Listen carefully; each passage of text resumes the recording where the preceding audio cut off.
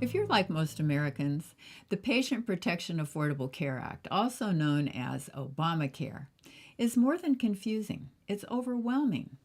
And we're going to cut through the confusion of this over 2,500 page mandatory controversial monstrosity so that if you don't have insurance, you can understand what it means and make the choice that's best for you before the upcoming deadline to avoid penalties. We'll also point out the problems and how they became a part of the law. So, this is a sad commentary about how our government operates, and we're going to start with a brief history of how the Affordable Care Act evolved into what it is today. Yeah, it's an interesting story, Vicki. It's the change we need, right? Remember back in 2009 when President Obama was running for election? The change we need, which included certainly universal health care, single payer health care system. And that's what America wanted. The doctors wanted it. America wanted it. Congress wanted it. Everybody thought it was the way to go. Something happened. It wasn't in the best interest of the insurance companies or of the pharmaceutical industry for that to happen because it would have changed their income dramatically. So, how did it become a law? Well, there was a lot of lobbying that went around, and one of the biggest purchases made to purchase the medical industry was accomplished. What happened is $500 million was spent lobbying in Congress by mostly the insurance industry to convince Congress that they should not have universal health care and that it should be watered down. And that's essentially what happened. Well, what happened with the timing of Ted Kennedy's death? Well, President Obama had a lock on the system. He had the majority in both houses, 2/3 majority in both houses, so he literally had free will to do whatever he wanted in terms of legislation. And when he got to a place where we were ready to move into action, Senator Ted Kennedy died. Now, it wasn't a big surprise that Senator Kennedy was going to die because everyone knew he had an advanced brain tumor.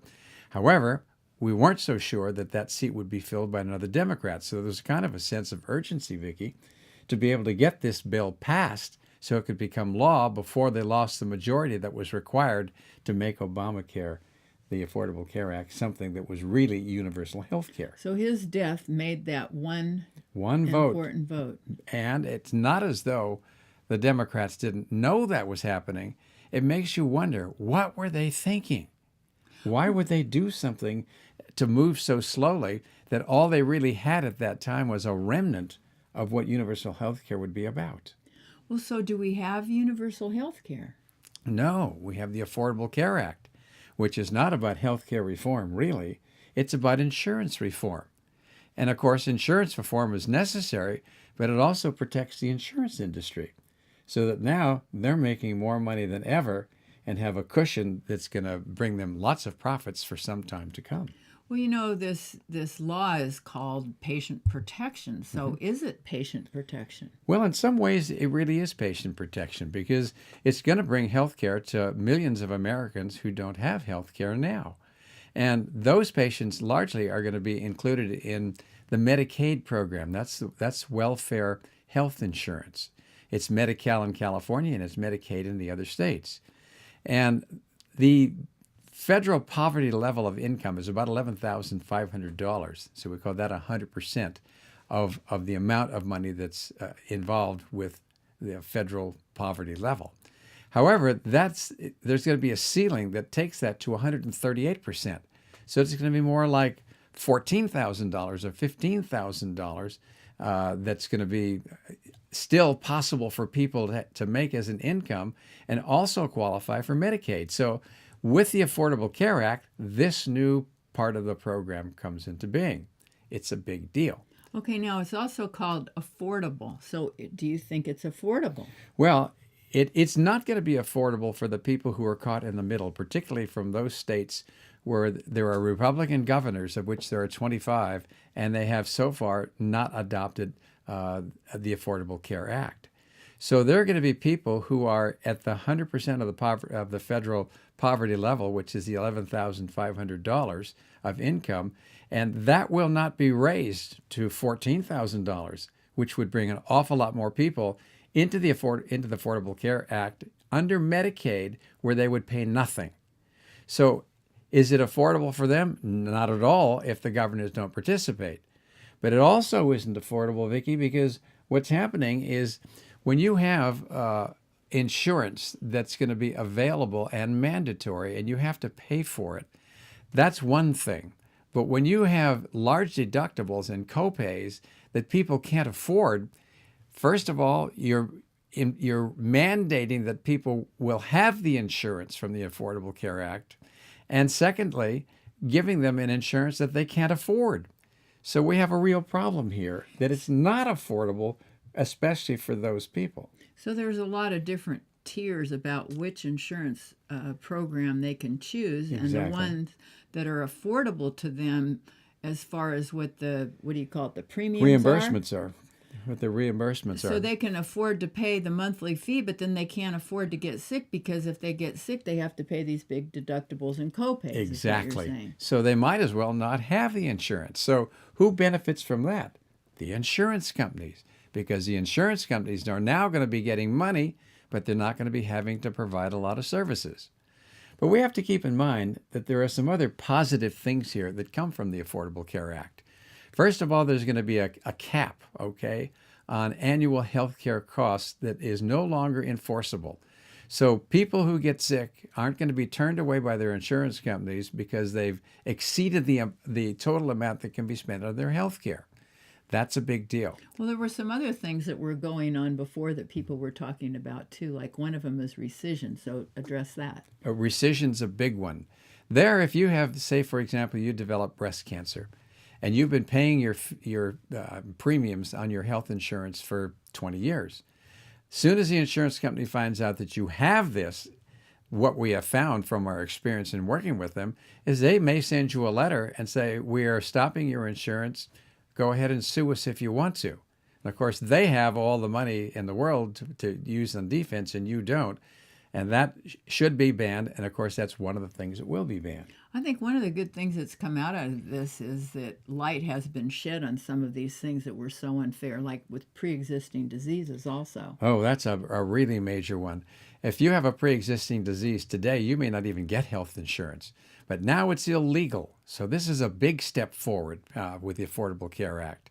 And if you have a pre-existing condition, you will pay the same premium as other people your age. So that's a major step forward that makes insurance more affordable for the whole group.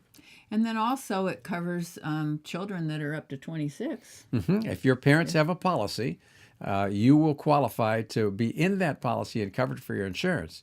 But if your parents are on Medicare or some other policy that doesn't include children, you're out of luck. But still, it's a step forward. So with the good, there's also the bad. Mm-hmm. Like, for example, medical records.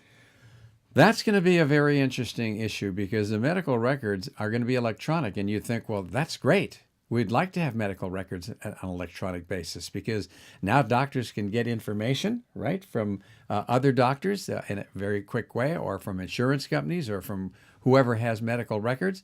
But they also are going to be, those medical records are going to be available to who? The IRS, Human Health and Services Department, Homeland Security. And it makes you wonder if those records are going to be used for purposes that you wish they wouldn't be, because we know how our government is starting to act when it comes to security. So there's no privacy. Well, there's no privacy, and there's a risk they might do something to you that you don't want with that information.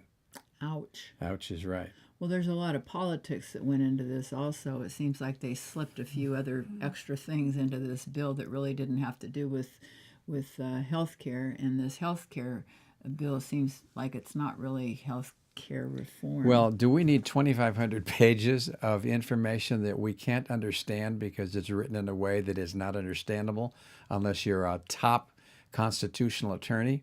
I mean, it makes no sense to have that happen.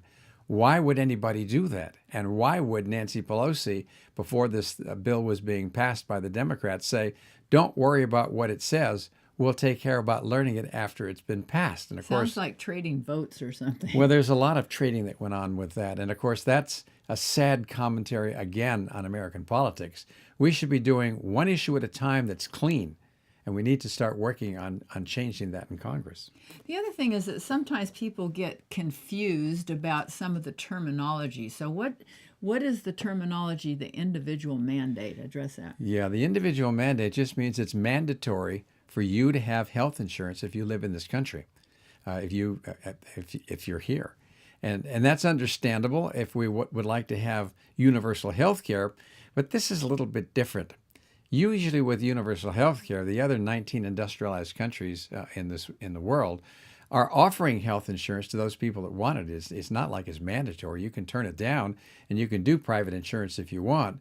So a lot of things happened when President Obama told us the change you need is going to be coming forward, because it really didn't. Also, do people need to know what Enroll America means? What is that term? Yeah, that's a good one. Enroll America just means it's the program that the government used to provide the Affordable Care Act to those states that are not going to be doing Affordable Care Act policy, because they're just stubborn Republicans who don't want to go along with the law of the land. And of course, that's their choice. But it's interesting that the 25 Democratic-controlled governors are bringing Obamacare forward, and the 25 that are Republicans are not. But over time, it'll probably be much the same as Medicare was, and Medicaid, because back in 1965, when Lyndon Johnson passed that in his administration, it took about 15 more years before all the states complied. So who are the winners and the losers? Well, the winners right now are the insurance companies, but also the people who are going to get extensions of Medicaid, because now there's going to be another several million people who are going to qualify under the federal poverty minimum wage situation. They're going to qualify for being able to get that insurance, and it will be free. The people that will lose are the people that we're trying to help that fall in the cracks between where the federal poverty level is and where people who can afford insurance begin to buy it. So there's a gap between those people who can afford insurance and those people that can't.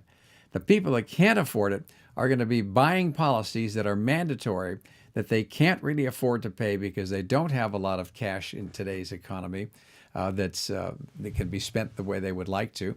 And then that's going to cause people to have insurance that they really can't afford and afford to use because of the big copays and deductibles. And that's kind of an oversimplification of what's happening, but that is what's happening. And some of the money is also coming from Medicare. So the elder are going to be affected. Well, that's right. Some $500 million or $1 billion is being shunted from Medicare into Medicaid.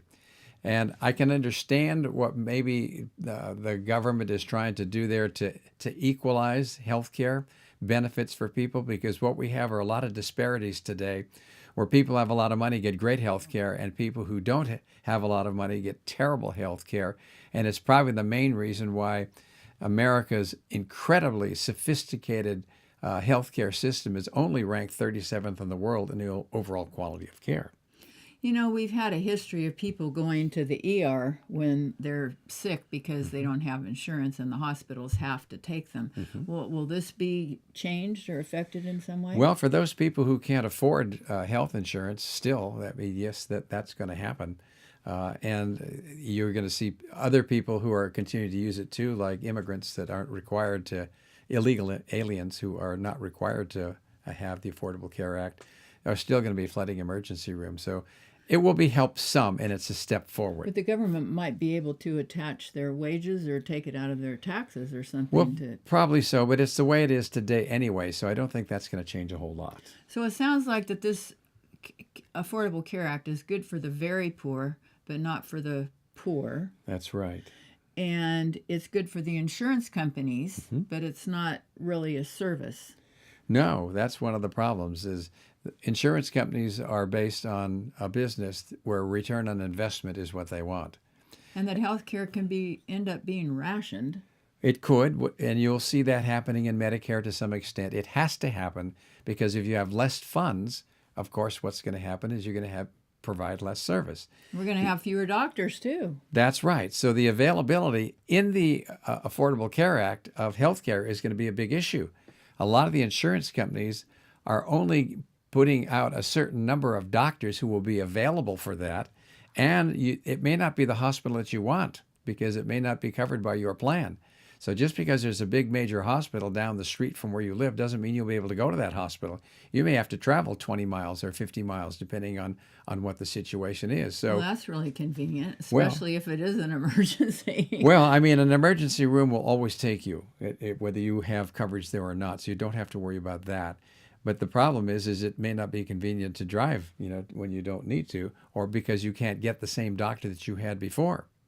So we have a lot of adapting to do here. We're going to learn a lot from Covered California, which is the Affordable Care Act in California. And we'll see how that pans out over the next 6 months, because California is a big state. It's the 5th biggest economy in the world. And we should learn a lot about how Obamacare fits into that. So we have to bide our time, see what happens, and go along with the law because it is the law, or face the penalties, which still aren't completely clear. And we'll have to wait to see what that means too. So we've got a new law that has lots of pluses and minuses, and it's going to take time to figure out some of that bottom line. And when we do, hopefully what we'll do is make more adjustments politically to improve the standard of the Affordable Care Act.